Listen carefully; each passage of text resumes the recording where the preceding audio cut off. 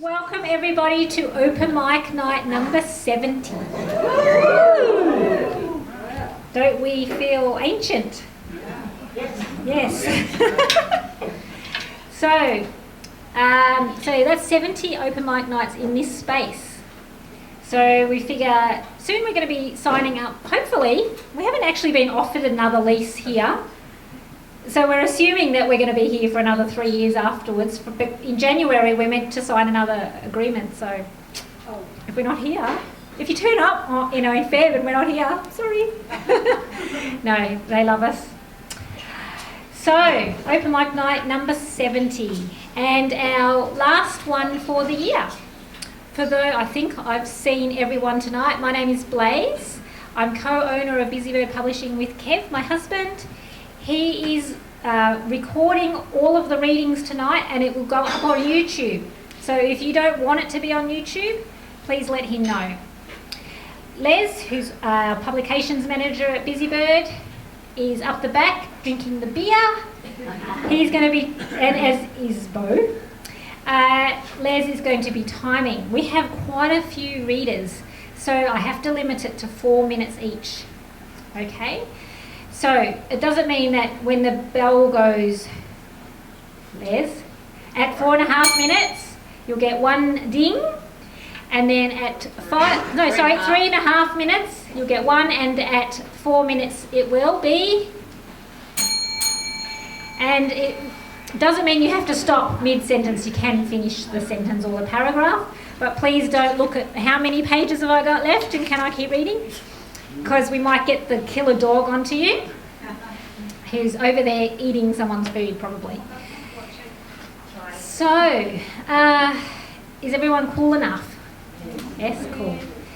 As people know, I mix up the readings. I don't go in order of when you wrote your name down, because I like to mix it up depending on poetry, songs, whatever is being read.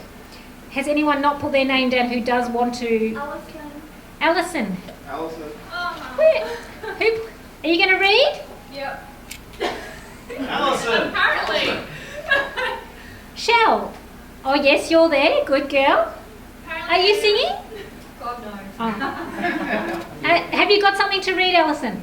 Well, that post that I posted the other day about the valley tree, I can read that. Okay. And Sam and Kerry wanted to read too. Yeah. Maybe you guys can do a duet, since you're twinning. You are twinning. Sing, Okay. Okay. So, who shall we start with? Richard. There's Richard. Richard, who won our pitching contest last month. So I will be talking to you very soon about your stuff. A short story tonight called No Big Deal. Yeah, but it goes longer than 4 minutes, so I'll have to pitch it. So I'll do something. Can't you just read it for 4 minutes? No. No? Okay. Can I donate you 2 minutes? I won't take calls. Okay. Yeah? Yep. I'll Donate? Oh, thank you. All right, in that case, I'll discard that. We don't like to be stingy, but No, that's all right. I owe you 1 minute. I'll give you a minute next time. Oh, thank you, Pamela. Richard, you're only 120 correct? I've got about half an hour now. Okay, thank you very much, girls. This is called No Big Deal, true story. There was a time when I thought it was a big deal to get your name in the newspaper. It had started the Saturday morning I met Brian in the showers at the boarding house. We weren't exactly in the shower together, but we were in the bathroom, which was pretty basic. Several shower heads, but no cubicles and no concession to modesty. The 80-odd occupants of the men's boarding house came in all shapes and sizes, and you never knew who you might meet in the bathroom. Anyone with any pretensions to shyness or modesty quickly found that either you ditched those or you ended up waiting for quite a long time if you wanted the bathroom to yourself. And even then, you never knew who might walk in. In any case, Brian and I quickly established that our plans for the day were identical. We were going to the races at Moonee Valley. That, of course, led to the obvious discussion about trying to back a winner. And after a while, we came up with a plan. It was 1960, in the days of pounds, before the introduction of dollars. Neither of us had much money, and having a pound on a horse was a pretty big bet for either of us. But this day, we had both courage and confidence in our ability to beat the bookies. We'd studied the form guides and agreed that in the first race there were only 2 horses who could possibly win, New Statesman and Cotillion. They were equal favourites, both at 2 to 1. Obviously, an outlay of £1 on each of them was going to result in collecting £3, a profit of £1. It was watertight. None of their opponents was any good, so we set off for the races to execute our plan. Now, in most stories about racing and betting, something goes wrong, but not this day. New Statesman and Cotillion were both 2 to 1, and they fought out the finish. Which one won was irrelevant. We'd each come to the races with £2, and now we had 3. We were geniuses. But more importantly, we had formed a friendship that would last for life. That friendship resulted in another shower connection, which played a part in me getting my first job as a journalist at the Wimmera Mail Times in Horsham a year or so later. Not having a car and with very limited resources, I hitchhiked to Horsham for my interview. It was a hot summer's day, and by the time I got to Horsham, I was in no state to make a favourable impression at the interview. Luckily, however, Brian had a cousin in Horsham and had arranged for me to go to his place, have a shower and change into some respectable clothes. Again, the plan worked. I got the job. Even better, as it turned out, the sports writer at the paper didn't like the races or the trots. After a few weeks ascertaining whether or not I could actually write, the editor asked me if I'd like to be the racing writer. How good was that? Not only did I get to go to the races and the trots every Saturday, but I got paid for going. And my tips in the paper. A column next to the race fields headed Richard Trembath Selects. Life was good. I was 19 and getting my name in the paper in bold type. Every Saturday I went to the races at the bush tracks around the Wimmera, and one day I found myself at Nil, which boasted about the same standard of facilities as the rest of them. There was a bar, of course, but no toilet block, only a country dunny halfway up the hill behind the betting ring. There was nothing upmarket about that either, and certainly no nice soft toilet paper, just torn up sheets of newspaper on a rusty nail, in keeping with most country sporting venues in those days. Anyway, at one stage of the afternoon, I found the need to go. Ultimately, sitting there with nothing, thinking about nothing in particular, I reached for the first sheet, and there it was. Richard Trembath Selects, in nice bold print. I carefully folded it and put it in my pocket. Not since then have I ever thought it was a big deal to have my name in the newspaper. Okay, yep. I'll come and see you after I get the next person up. Have we got enough chairs? There might be some. Is there some in my office? There might be some in my office. Okay. Marion. Marion is going to read a poem.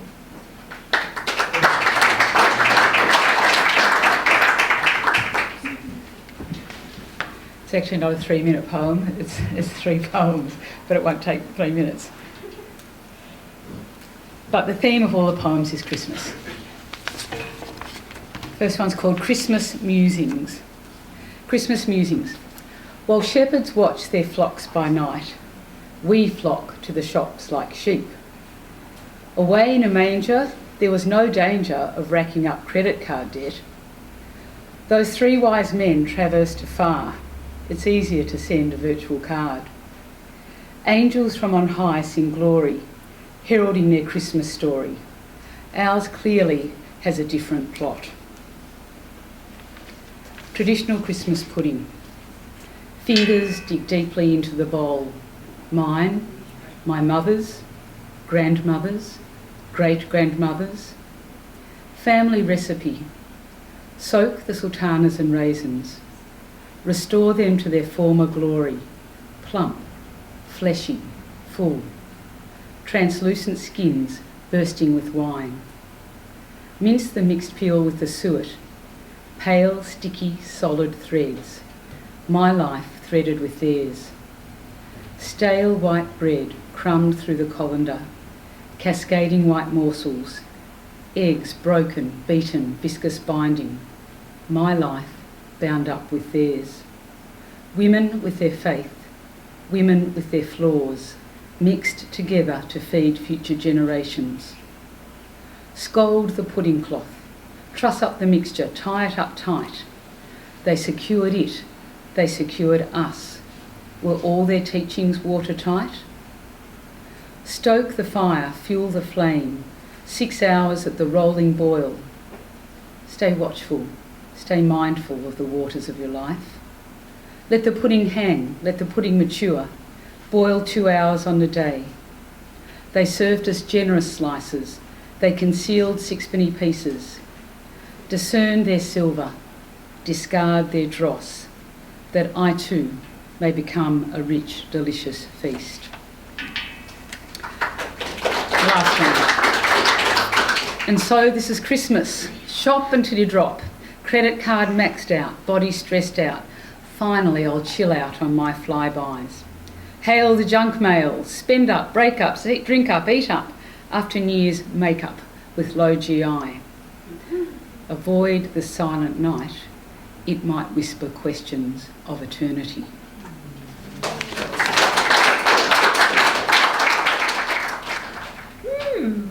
Steve is going to do a Christmas song. I'm not going to do a Christmas song. We're going to do a Christmas song. Ah. So there's not enough for everyone, so these are sharing around. Yep, I'll share them around. One to a few. And guess I'm not the only one in here who gets sick of every Christmas singing songs about snow and ice when we're sweating away. So I've put my own take on a Christmas song. Now this is the Nat King Cole Christmas song, yeah, Chestnuts Roasting. Okay, so you know the tune. I'll see if I can get the music happening.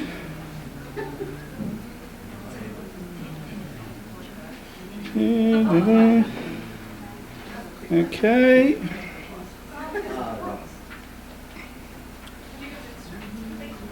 Here we go. You get it?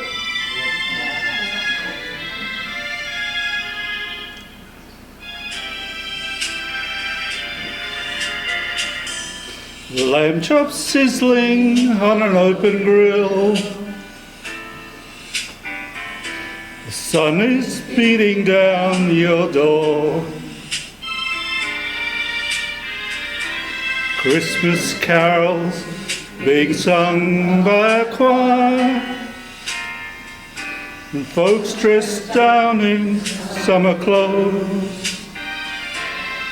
Everybody knows smoked ham and a nice cold beer make a balmy day feel right. Tiny tots with their eyes full aglow will find it hard to sleep tonight. The rest is the same as the original. They know that Santa's on his way. He's loaded lots of toys and goodies on his sleigh. And every mother's child is gonna spy see if reindeer really know how to fly. And so I'm offering this simple phrase to kids from 1 to 92. Although it's been said many times, many ways, Merry Christmas to you. Thank you all. Now there's silver bells on the back. Interesting with silver bells, you only need to change one verse, which is in bold there. So you can try that one out at home. Thank you.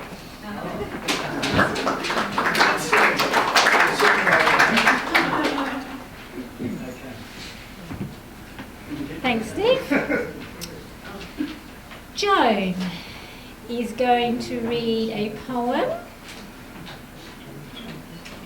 You going to read two? Yeah, that's fine. Yeah. Yes. Or two tiny ones. Is that what that is? Joan is going to read two tiny poems. Come on up.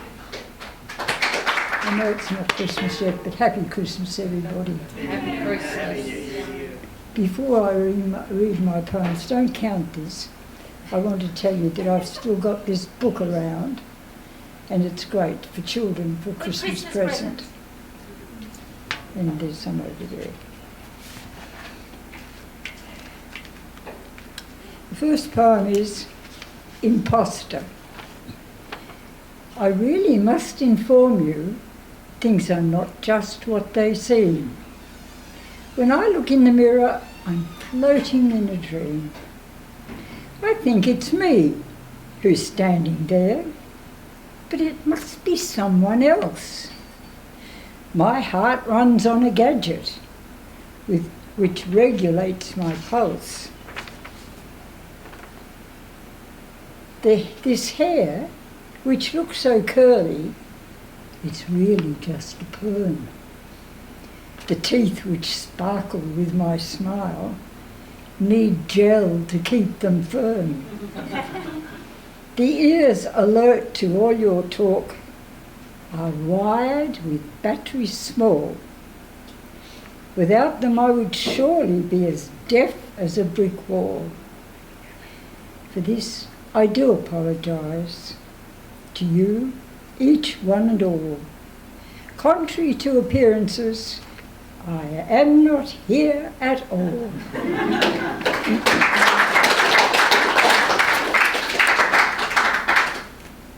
Now this really happened. The day was hot and sticky when we took a pleasant stroll, sifting sand between our toes as we watched the blue waves roll. There were crowds along the seashore, building castles, having fun, sitting, sleeping, basking, drinking in the sun. We manoeuvred in and out, while above white seagulls flew. Then a profile quite familiar, unexpected, came to view. I explained to my companion it was someone I once knew. I dashed off in excitement, most anxious to surprise, sneaking up behind her, clapped my eyes around her eyes. "Guess who? Guess who?" I shouted out. Then, in dismay, she turned about, returned blank stares. No one I knew. Away I flew. So, my friend, if you should tend to act impetuously, take my advice, and please look twice. Don't act impulsively.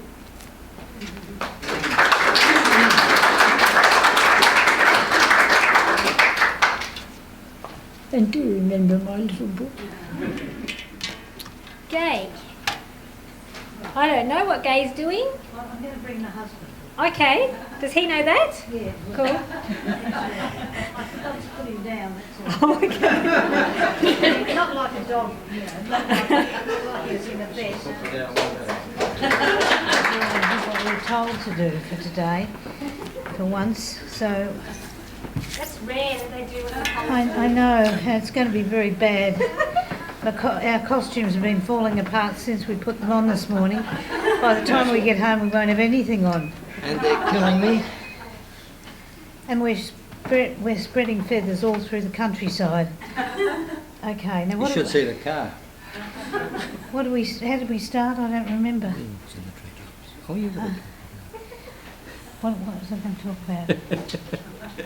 Excuse us a minute. We're just having a husband and wife moment. All We're going to right. sing a song. We're going to sing a song. Yes, that's right. We're going to sing a song, if I can read it. By the way, I'm gay, and I'm his bird. This is all, fits in with the bird bit. And he's a robin. His name's Robin. So we've thought we're terribly clever, really. And the song we're going to sing you is, excuse me, the song we're going to sing you is Rockin' Robin. So there you go. He rocks in the treetop all the day long, hopping and a bopping and singing a song. All the little birdies on Jaybird Street love to hear the robin go tweet, tweet, tweet, rockin' robin. Rockin' robin. Tweet, tweet, tweet, tweet. Oh, rockin' robin, 'cause we're really gonna rock tonight. Every little swallow, every chickadee, every little bird on the tall oak tree. Every little bird on the tall oak tree. The white old owl, the big black crow, slipping their rings and banging when they go. Rockin' robin, Tweet, tweet, rockin' robin. tweet, tweet. Oh, rockin' robin, we're really gonna rock tonight. Pretty little raven at the big bird stand told them that how to do the knocking that was grand. They started going steady and bless my soul, they outbucked the buzzard, buzzard and the oriole. He rocks in the treetops all the day long, rockin' and a boppin' and singing the song. All the little birdies on Jaybird Street love to hear the robin go tweet, tweet, tweet, rockin' robin. Tweet, tweet, Rockin' robin. tweet, tweet. Oh, rockin' robin, and we're really gonna rock tonight. Boom, boom. Boom, boom. Thank you very much. I want you to think about who you're going to vote for the best costume, by the way. Yes! There is a prize.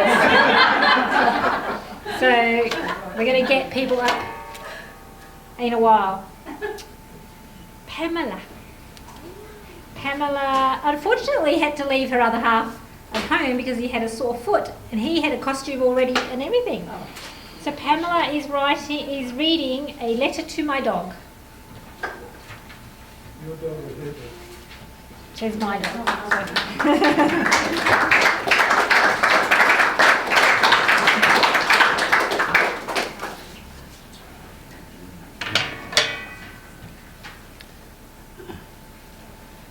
Perhaps you didn't know, but this is my beautiful doggy. Isn't he lovely? Oh, sorry. He's lovely. I mean, he's so gorgeous, you wouldn't believe what he could get up to. So unfortunately, I had to write him a letter.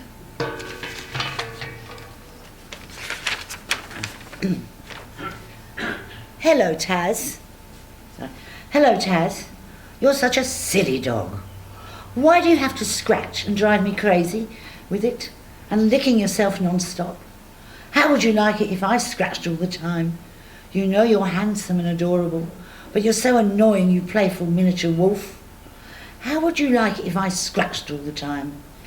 Tell me as I look into those soft, dark brown, velvet eyes of yours and can't read your mind. I wish you could tell me. You let me know when you want to go walkies and wee-wees. Why? I scratch my head in despair. I'd be a millionaire if I could get you to talk. Did you catch something when you sniffed a dead mouse last week? Or when you caught the blackbird who strayed into your territory? Killer! Please stop scratching and licking yourself and love me as I love you.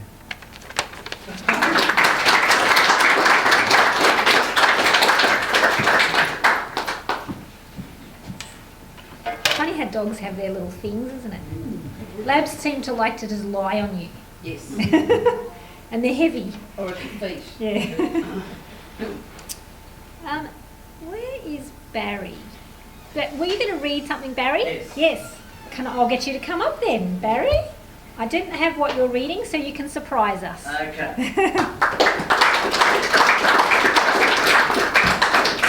Well, I've got to say, this is a lovely innovation. I retired 4 years ago. I was a publisher for over 40 years, since the 70s.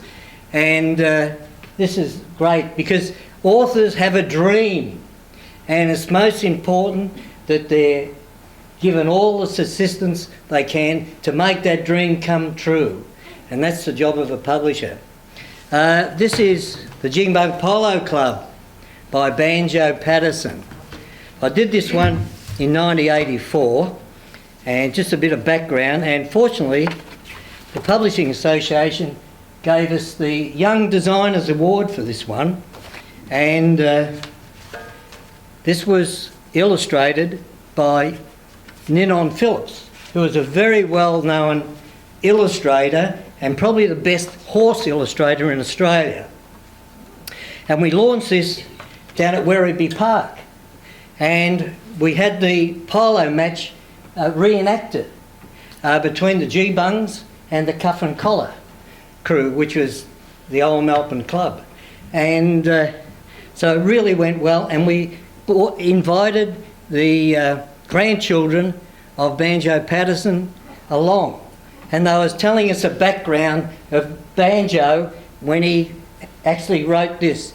He was on the Murray River, and when he got around Echuca, he saw some guys in the paddock whacking a ball, and they were on, and they were clubbing one another and also. And he thought, that's fantastic. And that was the start of this particular book. All right, so it's a wonderful. So that's the first illustration there. He was somewhere up the country in a land of rock and scrub that they formed an institution called the G-Bung Polo Club. There they are there. They were long and wiry natives from the rugged mountainside, and the horse was never saddled that the G-Bungs couldn't ride.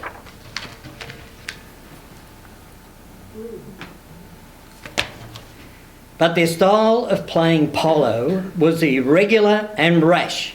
They had mighty little science, but a mighty lot of dash.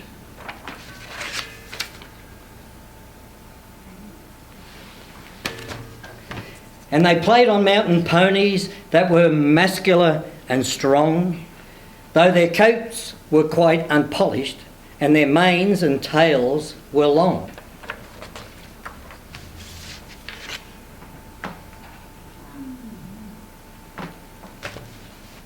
And they used to train those ponies wheeling cattle in the scrub. They were demons, were the members of the... And on a misty, moonlit evenings, while the dingoes howl around,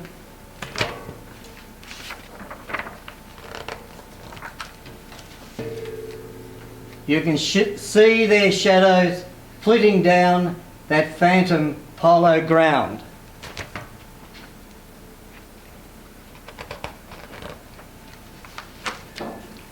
You can hear the loud collisions as the flying players meet, and the rattle of the mallets and the rush of ponies' feet.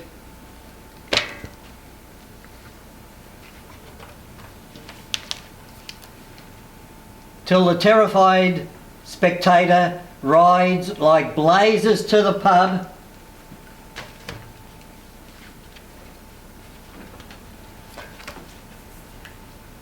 he's been haunted by the spectres of the G-Bung Polo Club.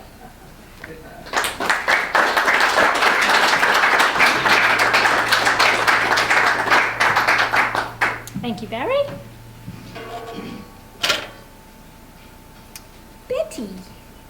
Oh, Betty moved. Where's Betty now? Betty's up there. Betty's going to read a poem.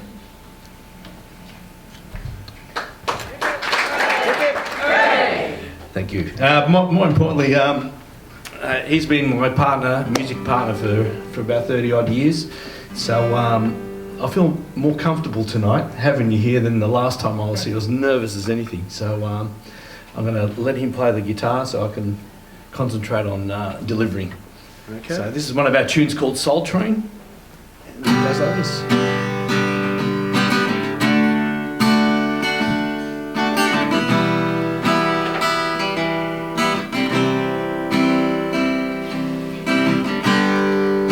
Spoken words are heavy, your lips are blue and cold, and your smiling face is turning slowly into stone. You take another hit, darling, to feel the chill. When will it ever end?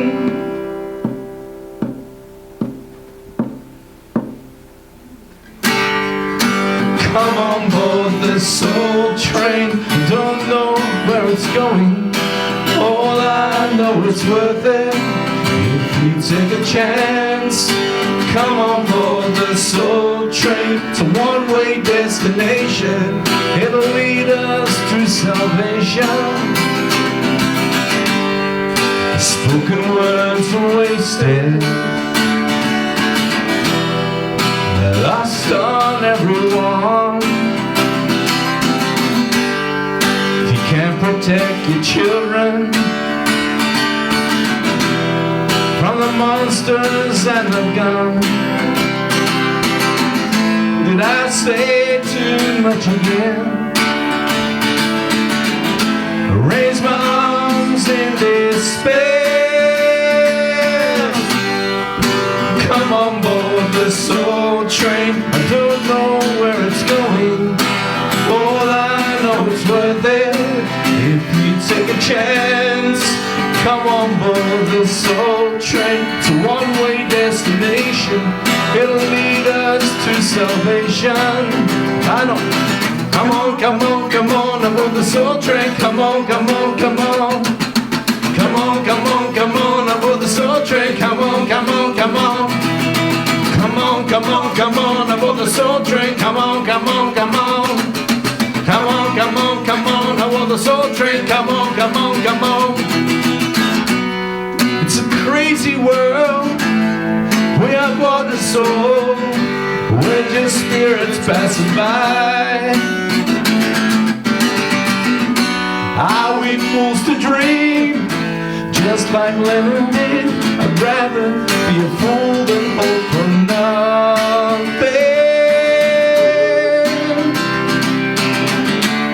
Gotta hope for something.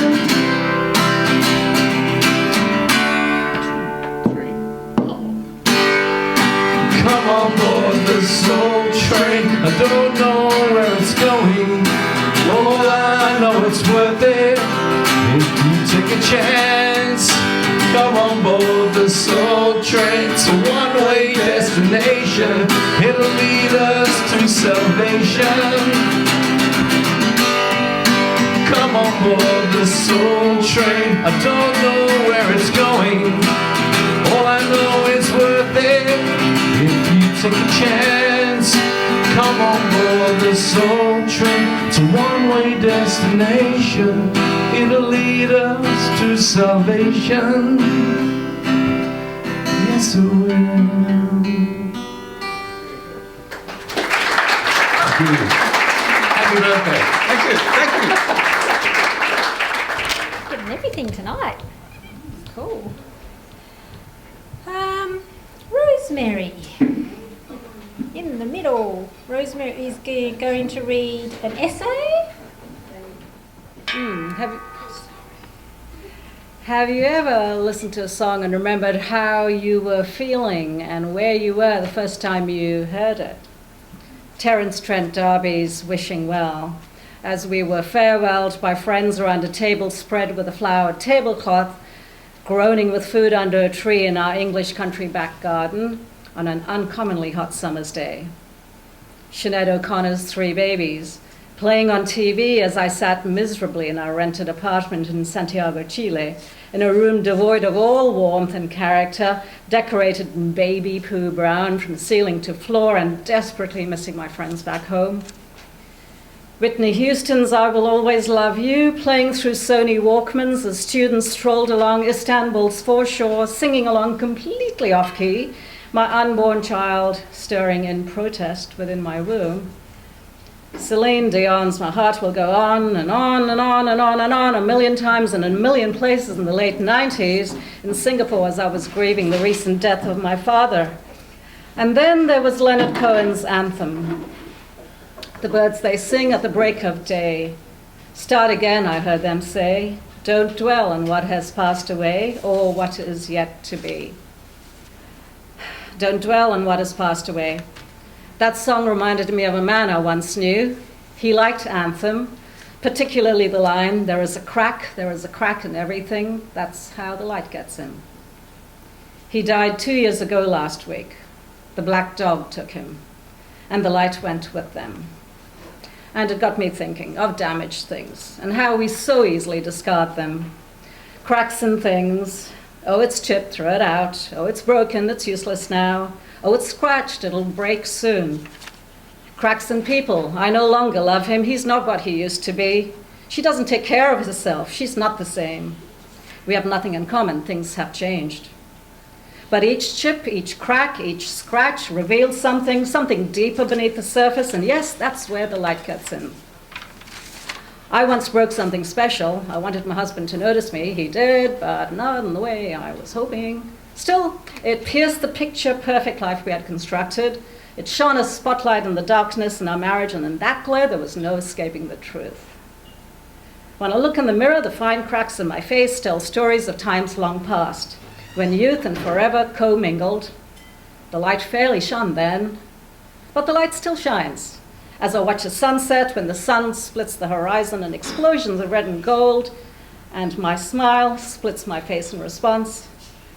As I sing a favorite song out loud with hilarious dance moves when nobody's watching, or slow down to a sad song, letting the words rupture me to my depths.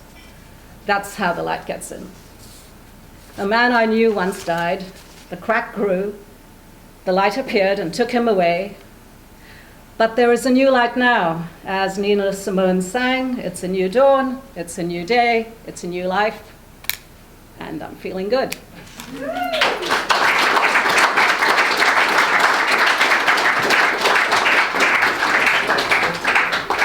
Thanks, Rosemary. Dom, I'm going to get you to do your song soon, but I'll get one reader just to give you a warning that you're up after this next reader, which will be Shell. Shell is going to read a letter called Dear Money. And Shell is drunk. And Shell is drunk. What's new? That's new. Anyone who knows me knows I'm a one-pot screamer, so it doesn't take much, and I've had 2.5. Hi, I'm Shell. My thing is true stories. I've been doing some education of financial literacy and my relationship with money. I've been reading a book that I can only say in an American accent, You're a Badass at Making Money, and one of the activities was to write a letter to money and see what comes up. This is the letter. Dear Money, this is a love letter, albeit unrequited love. The badass author, coaching therapist lady recommended I write to you and tell you how I really feel after all these years of wanting you, and explain how I feel about our relationship. So here goes. I always feel like you are running ahead of me and I cannot catch you up. I feel like you promise me that there is a tranquil spot to rest if I run hard and fast enough, but the road just seems to go on and on. Why do you run so fast? Why are you not the wind at my back? If I think about it more deeply, I don't really want rest. I want the opportunities you promise me. Opportunities for different activities. Ones like picking mites out of the wombat's matted coats at the animal sanctuary, or helping my long-lost uncle write our family history, or walking with my aunt before the dementia removes me from her memory. Activities of giving and receiving to make my life rich. Thinking deeper still, I get still and stiffen, because I see now that I've always felt that I've had to earn your love. Because being a good girl, a worthy, lovable girl, is being one who doesn't need anything. Indeed, after all this running, I'm financially fit and God knows, self-sufficient. I've proved myself to you, money, over and over. I have nothing more to prove. I'm not chasing you anymore. It's high time you appreciate me. I've given you a lot of my time, my energy, my attention, and I've sacrificed things I love better than you. Enough. It's time you chase me. Time for you to knock on my door, to ask for my attention, to give me your energy. I made you. Now, knock on my door in your 12-step plan and seek my forgiveness for sending me on a wild goose chase, and bring me that bloody golden goose with you. It's over, money. The chase. I forgive you because I know my worth.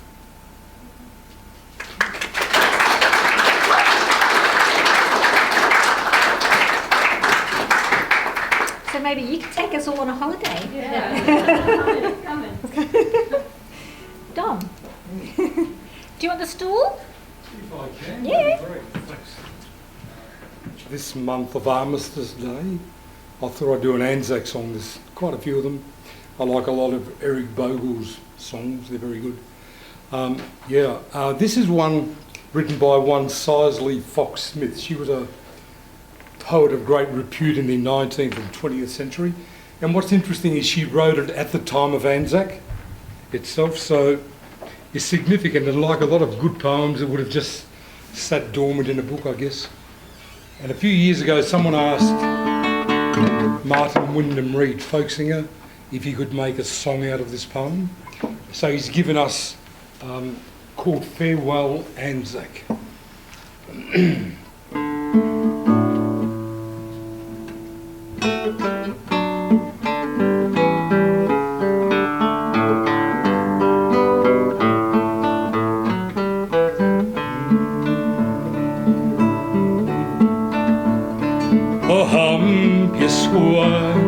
And leave me, lads, the ships are in the bay. We've got our marching orders now. It's time to come away. And a long goodbye to Anzac Beach, where blood has flowed in vain. And we're leaving it, came to fight again.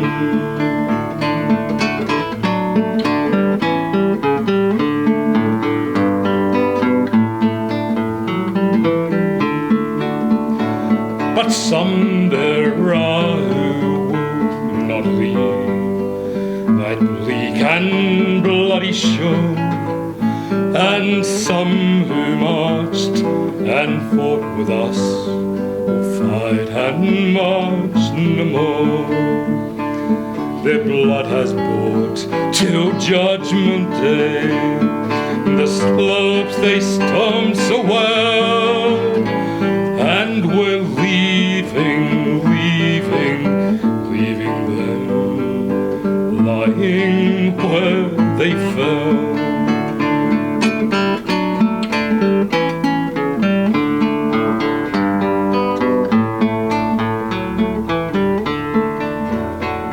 Australia's sons are lying there, the bravest and the best. We will leave these lads behind us now. The days have come to rest. We've done our best with yesterday. Tomorrow's still our own, and we're leaving them lying all alone. Oh, they are gone beyond it all, the praising and the blame, and many a man will win renown, but none more fair of fame. They showed the world Australia's sons knew well the way to die, and we're leaving them quiet where they lie.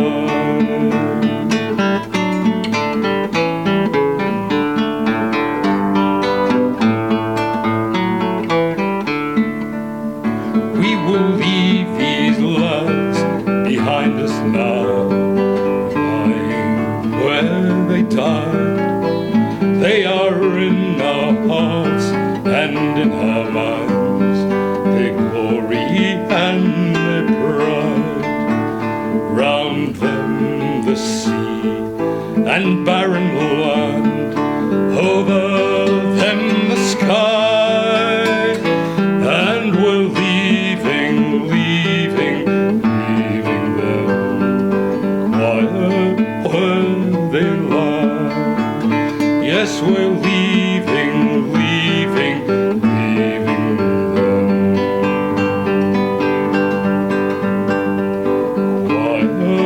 where they lie.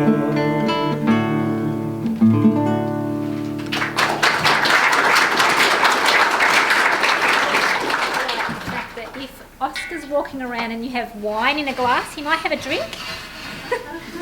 And when he was 9 weeks old, we had to go have his stomach pumped because he drank vodka.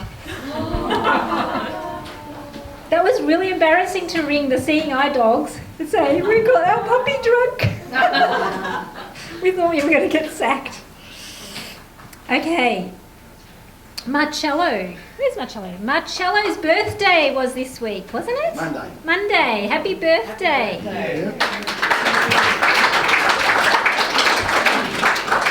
Thank you. I was going to do something totally different, but after listening to the fantastic Alison's delivery, I decided to change. Most of you don't know me, but I've travelled with my art all over the world, and I've got actually my fishing pocket watch, because I've fished every ocean, the Mediterranean Sea, and as far in as 135 kilometres from the North Pole.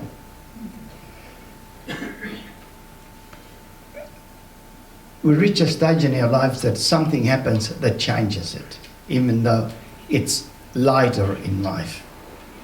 I'd been going at the turn of the century, in the new millennia. I did quite a lot more travelling, and I finished up going to teach drawing in Canada, and then in the States, and then back to Italy. And for 14 years I travelled with my artwork, my exhibitions, and I was lucky enough to have one of my drawings accepted by the curator of the Picasso's erotic exhibition in 2006, and one of my drawings finished up at the Louvre, part of their exhibition. And I was very successful, I did quite well, but there was something missing still, you know. I wasn't happy. I had a very large exhibition at Whittlesea, Taj Mahal. The council spent $30,000 to set up a gallery inside the large hall, and a few other places. But I still just something wasn't there that I wanted. So one day, somebody suggested, Marcello, look, there is an interesting exhibition by Lynn Van Eck at the Busybird. I said, where the heck is Busybird? He said, oh, it's a new fantastic place at Montmorency. I said, look, I've been involved in the arts for the last 25 years at Banyule, but I've never seen it or heard. So I went to see the exhibition by Lynn, who because he's married to an old friend, a fellow called Joe Dolce, you might remember, Shut Up Your Face. But at the time I didn't realise who she was. And I liked the exhibition, and then I met the daughter and the son-in-law, which happened to be Blaise and Kev. Yes. And I started talking, and they said, oh look, we're going to start having a monthly open mic. I said, that's fantastic. So I turned up at the very first one. I don't know if there's anyone from that historical night here tonight, but I'm glad to say that after 70, I mean, I've missed two because I'd was in hospital. And there was only 5 people there. Yes, I remember. Then there was 7, then there was 10, and then now look how many we got now. And all of a sudden the idea of having an exhibition in this place came to my mind. I don't know where. So, cut the long story short, in 2014, I had the third exhibition that was held there. And it was very successful. I had friends even from overseas. And straight away, I felt that this was like the old Florentine, the old sort of a family of artists getting together in all various walk of life. And then I had two other exhibitions here. And to me, they were the best exhibitions that I've had, because I really enjoyed it. I felt that my work belonged here. Don't ask me why, and I've exhibited some, forgive me, more prestigious places, but hang on, but lacked a soul. I found here, like what the Spanish say, the duende, the soul. And I found my soul here, like Alison did in the latest experience. So I'm not sure when I will stop coming here, and I hope tonight I'll get help to get out of here from Kevin, that you will have the same fond memories of this place, not only just memories, but that you get a new lease of life to do what you really wanted to do and never did for whatever reasons. But listen to other stories. I've learned so much in the last 5 years. I think more than I've learned in the past 60 or 70 years, whatever it is. And I want to say thank you to Kev, to the young lady, to Blaise, and of course Les. And I've also, by the way, had my book published, which is a couple of runs.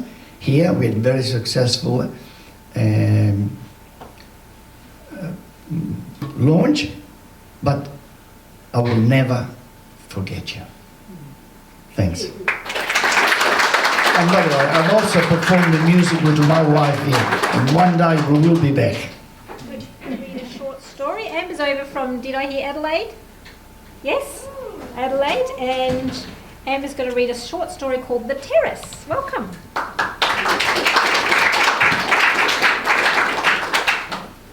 As Blaise mentioned, I'm over from Adelaide, so I didn't get the message about all of the fabulous feathers, so I'm very, very plain today. I'm visiting my grandmother, who lives here in Montmorency, and my story today is actually written from 4 different perspectives, and it touches up on the subject of how a lot of people can be very self-absorbed in their own lives to kind of realize something that's going on that happens quite sadly quite frequently, and not a lot of people seem to notice. Lauren. The time is 12:03. I'm currently sitting on the outdoor terrace at the public library, observing the behaviours of the people around me. After about half an hour of observation, I have narrowed my sights down to 3 people. The first is an old woman in a long winter coat with sunglasses on and a scarf wrapped around her head. The second is a teenage schoolboy with tattered shoes and a tie that has been lazily done up. The third is a woman in a pink woolen sweater who is gently rocking a baby stroller beside her.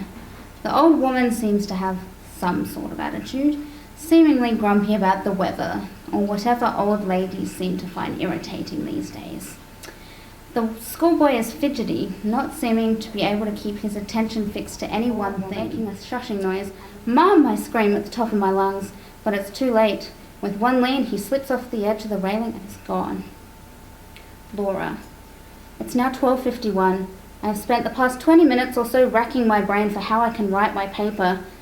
I glance up again to see the scene is exactly as it was before. Old woman huddling in her coat, teenage boy staring out at the cityscape, mother rocking her baby in her new stroller while scrolling on her phone. Tap my pen thoughtfully on my chin, which seems to catch the attention of the baby as he makes grabbing gestures with his hands. I ignore him and try to carry on with my work. A few minutes later, I am working through the beginning of my thesis when I hear noises of discontent from the baby. I try to ignore him once more, but they become louder, and he is beginning to cry. His crying gets louder and louder at the point where he is wailing, and the mother is doing nothing except making some shushing noises. Ever picked up a parenting book, lady? Just as I'm about to go over and give her a piece of my mind, I hear a terror-filled shriek coming from the street below. This causes me to look up from my paper, and that's when I notice it. The teenage boy is missing. At first, I think nothing of it. Maybe he went inside. After all, I haven't been paying much attention. But then I hear sirens. I rush over to the railing and look down to see a bunch of officers gathered around a white sheet and one lone tattered shoe on the ground nearby.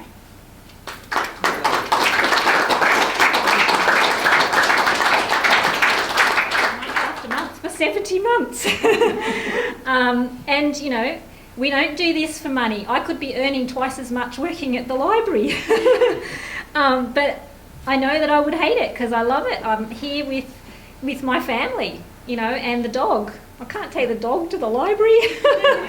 So thank you all so much for being here. We are still here and we're going strong. The accountant was very happy. And we're going to be here for a long time to come, if they give us a new lease.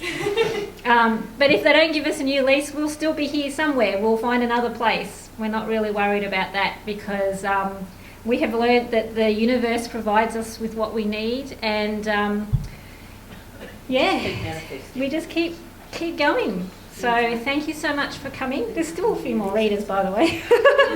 But yeah, thanks for making me cry, everybody. But you know, we do this because we love it, and we just I'm a huge believer in the power of story, and you know how it can. Like, I literally do believe it can change people's lives. And for some people, they go, yeah, well, whatever. But it can. Change my life. Yeah. So just, you know, you just keep going, and we just keep, you know, we all have dreams. We would all love to have a book out there that's a bestseller. We just have to keep, you know, pushing out there and keep going, and encouraging each other and lifting each other up and finding ways to help each other. So thank you all. You're all part of the family. So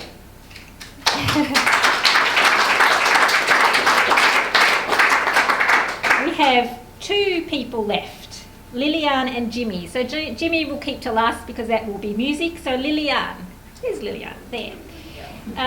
Excerpt from a memoir.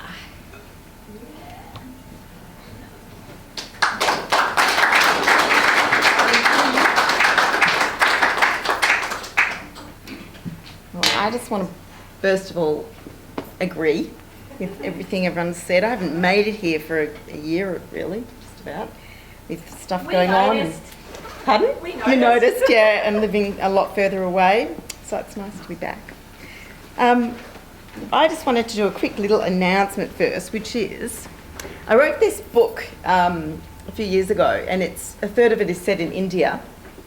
And I've never been to India, and so I had to do a whole lot of research. And after we launched the book, one of the people who was one of my supporters with doing the research for the book said, she runs tours to India. She's got a business called Touch of Spirit Tours. So next October, we're going to co-lead a trip to India, and I'm going to be running creative writing classes, and she's going to be running the tour. So if anyone would like to come to India and write, let me know. What I'm going to read now is the beginning of something. It might be a memoir, it might be creative non-fiction. I'm not really sure what it is yet. But I am writing, that's if my computer is going to wake up. I'm writing something that's like a true story. And it's called Dangerous Conversations, No Secrets, No Lies. And this is I'm going to read you the introduction and as much after that as I get to. The opening quote for this book is by Alain de Botton from The Course of Love, and it says, "I will never be able to do or be everything you want, nor vice versa. But I'd like to think we can be the sort of people who will dare to tell each other who we really are. The alternative is silence and lies, which are the real enemies of love." So the introduction begins like this. Some years ago, a friend gave me a book by Willard F. Harley Jr. called His Needs, Her Needs, Building the Affair-Proof Marriage. I stuck the book somewhere in a pile and never read it because affairs happen to other people. Except that someone must comprise those other people's statistics. Elizabeth Gilbert, in her book Committed, refers to a study into affairs that found the following common pattern. An affair would occur when a window of communication and self-disclosure opened up between one of the spouses and someone else, and a wall simultaneously sprang up between the married, original primary couple where originally there had been a window. The analogy is spot on, but there is another possibility, and that is to have windows on all sides. This is a book about mutual respect and mutual trust. It's about managing one's energy and emotions, breathing through arousal instead of acting on it, transforming attraction into a deep loving friendship and having the best of all worlds.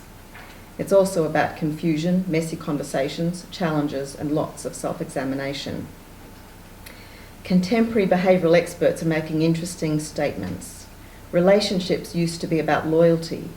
Today, they are being defined by empowerment. We are loyal to our values, not to the other person. We're in love with another person only to the degree that they fulfil our values. This book will unpack not only those observations, but my experience in engaging in a conscious affair. Dancers and actors are particularly prey to romantic dalliances with their dramatic partners. Dance sets up a circumstance of intimacy that is very powerful and inevitably builds a connection with that person. That is what I experienced when not just one but two men caught my attention on the dance floor and expressed interest in me. As my life partner was not a dancer, I was faced with two options. I could indulge in the attraction privately or put it on the table and discuss it with him. I could build a wall and open a window or keep a window on both sides. I chose to keep windows, and while that led for a messy and confronting journey at times, it also stimulated the most growth. But this book is not just about sexual affairs, it's about any threat to a marriage. We can have affairs with our work, our hobbies, our children. The point of this book is to communicate the issues that arise honestly and openly with your partner, and in the process create an even more fulfilling relationship. Was that 3.5 or 4? Sorry, I did one read too many. So. Okay, so I've got another. All right. Just used up the other 30 seconds. Well, I'm just going to continue in the spirit of the night and just do another page. So that's one version of an introduction. I've got another version. I'm not going to read that one now, but this is just another little different dynamic piece that I've written. It's called Snapshots 1. I am dancing with a man whose sole interest is to make me laugh and feel beautiful. I am laughing. I feel beautiful. I creep into my silent, dark bedroom and quietly close the door. I hear my husband's steady breathing. I am warm and tingling with aliveness. I have smiled all night. I have bathed in compliments. I have moved in time with the music pressed close to another man's body. I peel off my clothes, the dress, the pantyhose, the jewellery. I brush my teeth and climb into bed beside my husband.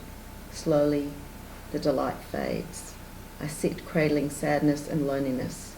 Tears fall. I tell him. I plot the messy thing on the table between us. Attraction to another man, the other man's interest in me. He doesn't want to know. I blurt, if I can't tell you, I'll have an affair.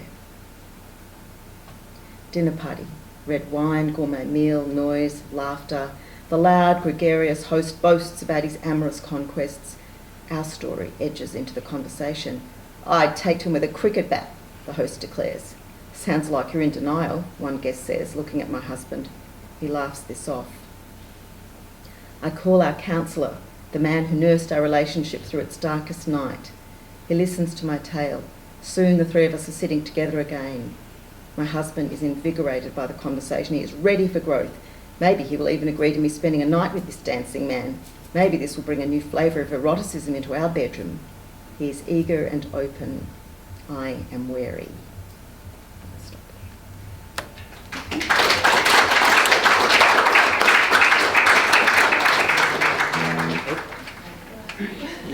Have a drink.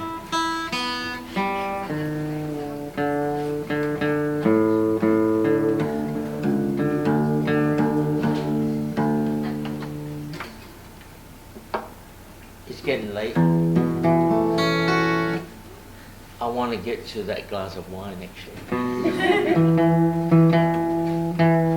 Well, is it the end of the year? That's why all the truth starts to come out. But whatever I've heard so far tonight is true. Blaze, we are a weird bunch here, including myself. And I love it. But I think most of all is the support. When you come to a space like this and you get support from everybody, and then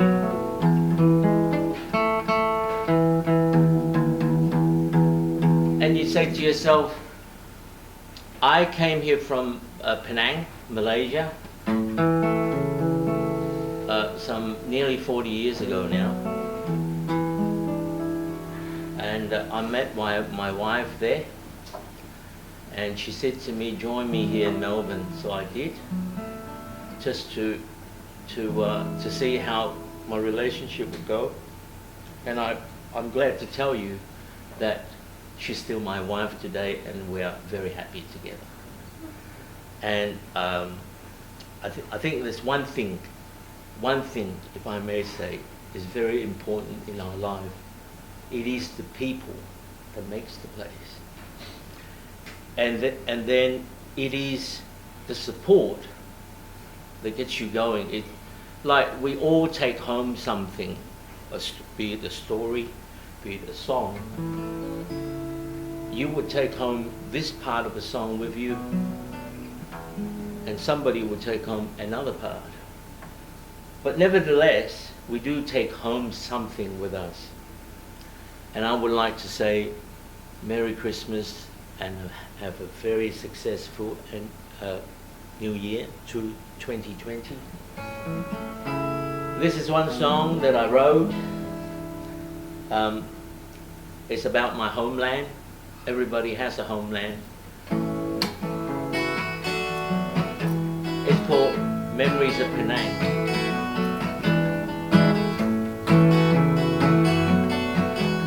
Last week I recorded this song with a 50-piece orchestra. Again, support, thanks to Kev. He came and do some filming for me. Thank you. Though you may be far away, 1,000 miles from here today, it doesn't matter what they say. Memories of Penang will always stay.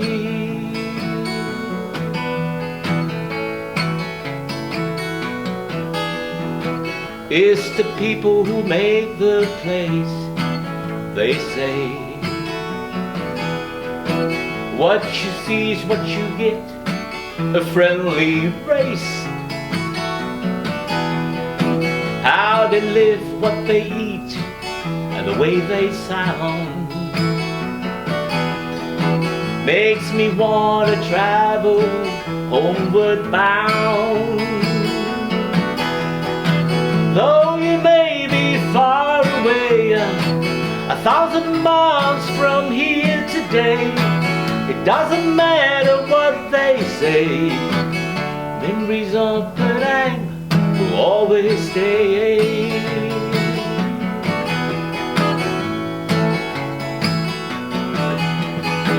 When I hear someone ask, where are you from? P-E-N-A-N-G is my response. I might have left with my feet, but not my heart. Now all it takes is a song, my yearning starts. Though you may be far away, 1,000 miles from here today, it doesn't matter what they say. Memories of Penang will always stay.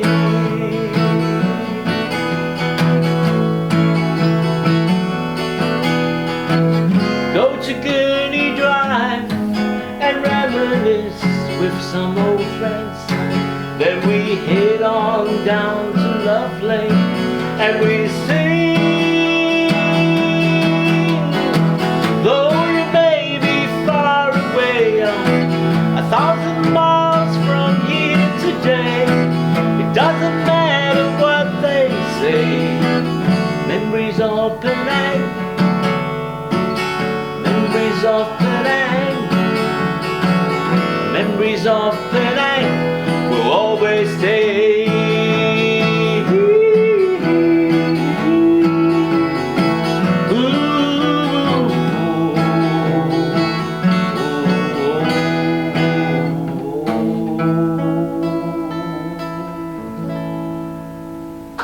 Merry Christmas.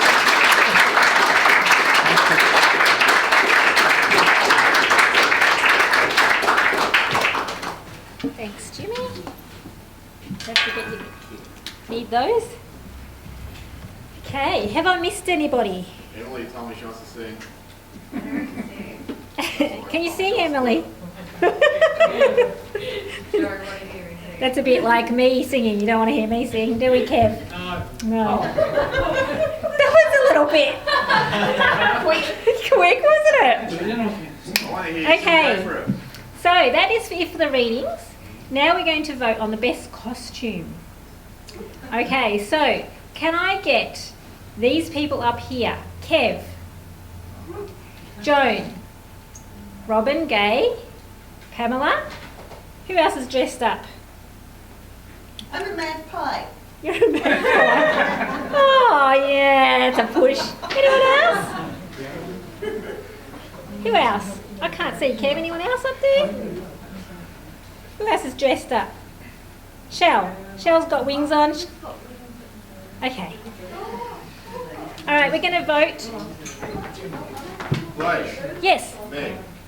Meg, yes, Yeah, Meg. Meg. Come up here, Meg. Come on.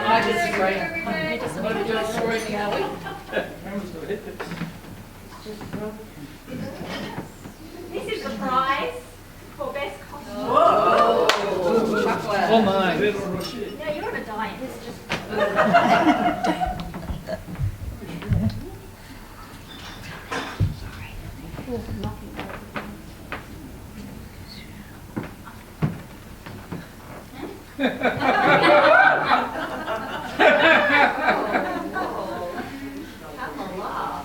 So we're going to vote on who we think is the best costume. I'm going to get each of you to explain the thinking behind your get-up. You right? you, Meg. Tell us a bit about your costume. I actually came as the parrot of doom that you guys have tormented us in turns with. You want to give us a bit of that? I believe he's actually up on stage, actually. Oh no, is he here? No, that's a different No, it's a different one. That's a different one. We Are have there this- multiple? No. So we have this bird that we torment the interns with. It repeats what you say. So just turn it on, Les. Me? Yeah.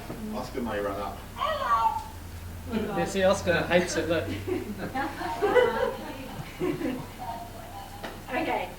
That's Meg. Turn. Can you do a turn so we can see the back of your wings? Cool.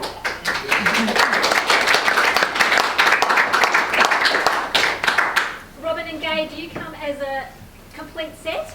Yeah. Tell us a little bit about your... Gay's the thinking one. I just have to put up with what she comes up with. So, Well, yeah. come Well, on. we're feathers all over us, obviously. I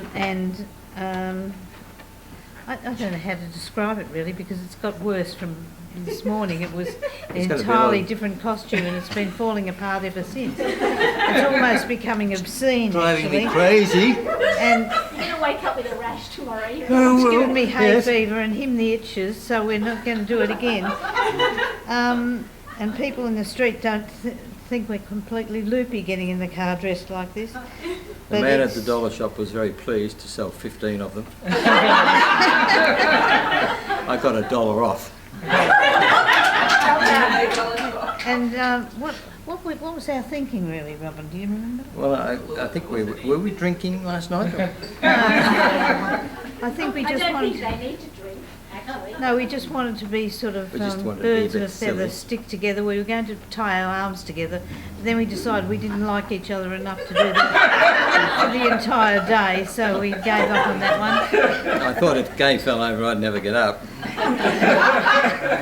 So yeah, Is that Robin Redbreast? No, Rock and Robin. Rock and Robin. Looks like Robin Redbreast to Well, me. we could have Oh yeah, done well, that. Yes. I could be multicoloured. Yeah.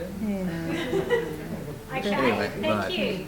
Pamela, can you tell us about yours? I'm Lady Lavinia. I'm the bird from paradise. Because I like to. Oh, sorry. I like to fly. Got my wings. Excuse me. I've heard of people trying to upstage Stop it. people. Get your hands off that bird. And while I was there, I had a little son. And this is Son or a son? son. Song? S-O-N. Get it up so you can. Anyway, his name is Sexy Freddy. And he'd like to say hello to you. You just got to find a button. That's a little bit Got to be careful. And he says, please clap.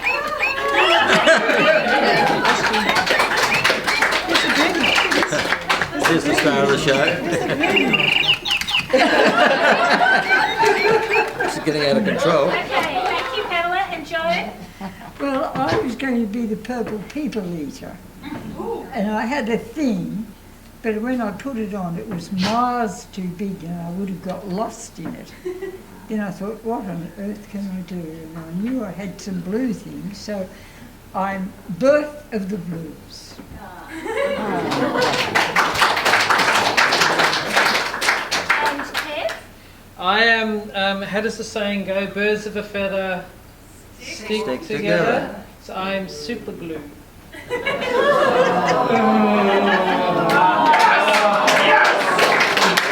It's cryptic, but it's out there. So, PC how should we vote? How should we vote? Vote of hands? Yeah, you do. Okay. Okay, whoever makes the most noise. That's it. Yes? But we got to make the noise up here. No, not you. You already did. So, Meg?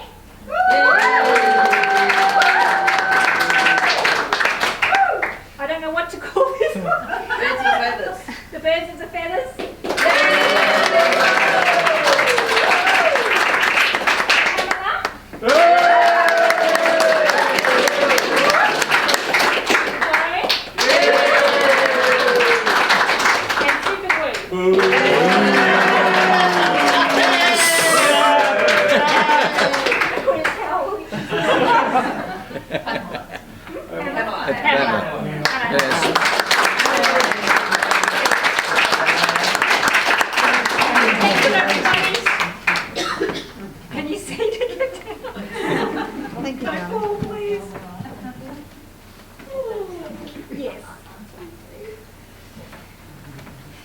Thank you, everyone.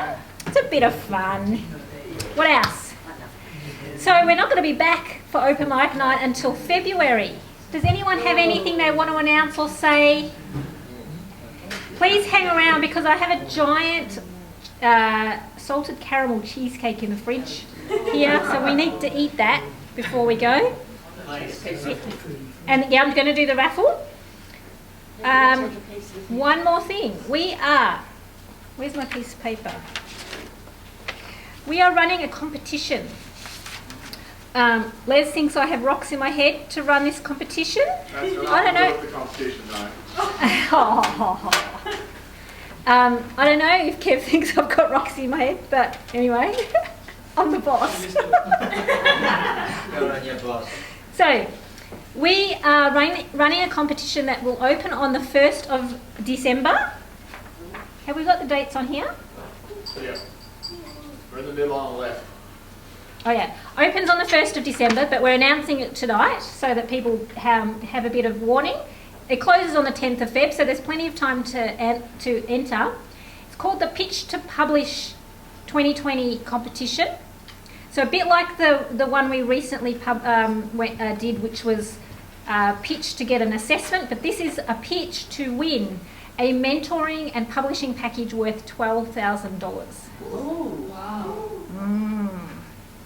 So the winner can choose from one of 3 of our programs that we're going to be running next year. One is a weekend retreat where you write your book, which will suit more like a business type book. Then we have a 16-week Write to Publish program, which is where we will hold your hand through the writing and the publishing. And then there's a year-long program. So all of them are worth the same amount. All of them will get mentoring through the whole process, and at the end you'll have a book in your hand.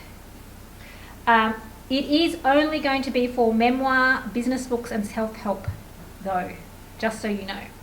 We're going to have other things that help people who are writing fiction. So that's exciting. There are flyers there if you are interested, or if you know someone who might be interested, spread the word.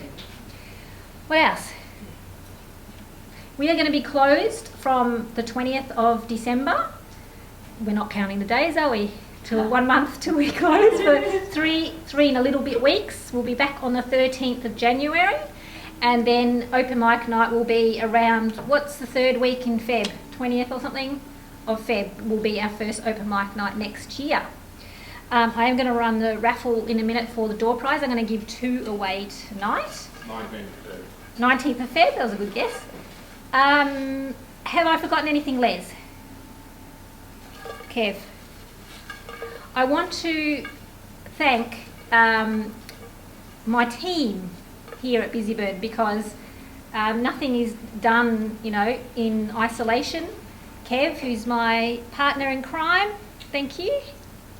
We lost his dad 4 years ago today.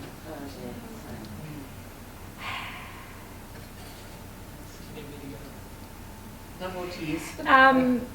And Les, of course, has been here from the beginning.